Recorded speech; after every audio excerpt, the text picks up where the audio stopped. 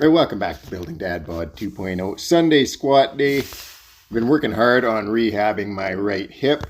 It's moving in the right direction. It's time to start a new training cycle on squats. So today everything is reasonably light. We're working up to max singles at 348 pounds. So the reason I'm going back and starting a bit lighter again is, like I said, I've been rehabbing this hip. It's moving in the right direction. So I figured if I start a little bit lighter, it'll give this hip a few more weeks to heal up before I start pushing heavier weights on my singles. So I'm going back to the squat program I was running last winter. So I started off with a set of 8, then increase the weight, go to 5 reps, increase the weight again, go to 3 reps, then hit 3 sets of singles, back down to a set of 5. So it gives me a really nice balance of getting some good volume in, but also getting in some heavy singles. When I did this last year, I pushed my buffalo bar squat up to 386 pounds. It wasn't long after I hit 386 pounds on the buffalo bar that I was able to hit a low bar squat with the straight bar at 407 pounds. So we're going to see if we can surpass that this winter at a lighter body weight. So after my first set, it was just 210 pounds for a set of 8. My hip started hurting on about the 6th rep, but it actually got better as the workout went on. By the time I got up to my heavy singles, the hip wasn't feeling too bad. So that's good. It means that the hip's moving in the right direction. It can handle the heavier load a bit more. It just got to get warmed up and get moving. So these were my top singles for the day, 348 pounds. A big thing to watch for me here is on my top singles before, which were heavier. I was favoring my right side. I would start to lose power on the right hip and I would really twist out of the hole. So these were good today. I managed to keep everything nice and straight. No tipping to one side or the other. No losing power on the right side.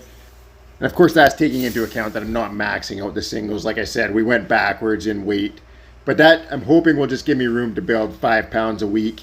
Give the hip a chance to kind of feel the weights as it gets stronger and just build up from there. And hopefully by the time we get back up to 385, hopefully surpass that, we're able to just keep the same power output on both sides through the full range of motion.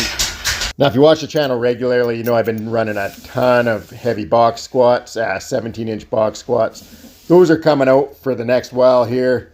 We are going to start running heavy leg press. So squat day, I'm going to run heavy leg press, 5 reps or less. Posterior chain day, I'm going to run higher reps on leg press. And then I'm also going to run back to running hack squats on squat day. These are the 3 main exercises I was running last year when my squat was at its strongest. One thing I didn't do this workout that I'm going to get back to as well, I got to put my belt squat back together and start running heavy calf raises with a big stretch at the bottom. They really seemed to help my ankle mobility last year, and I also believe they will be really good for my jumping. 3 things I need to make sure are on point for jumping to get the most height I can. Obviously, ankles, strong knees, and strong hips. All 3 of those joints play a big role in jumping. So I sprained my left ankle really bad a few times when I was younger playing soccer.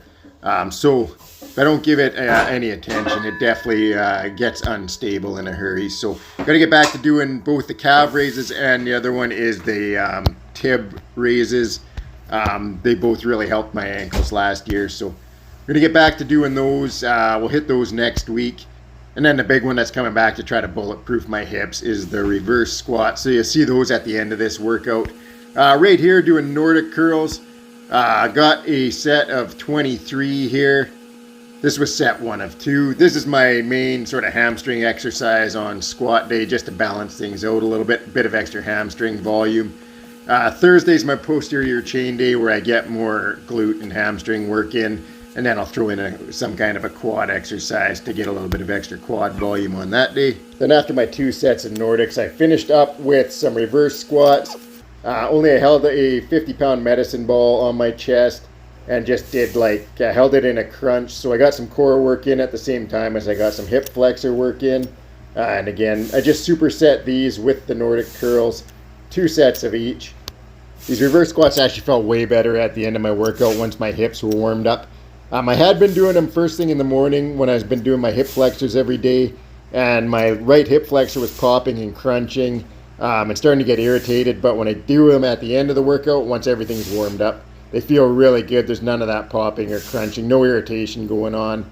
Overall, they have been helping my hip move in the right direction, but now I know to avoid any irritation moving forward, I just got to move them to the end of my workout.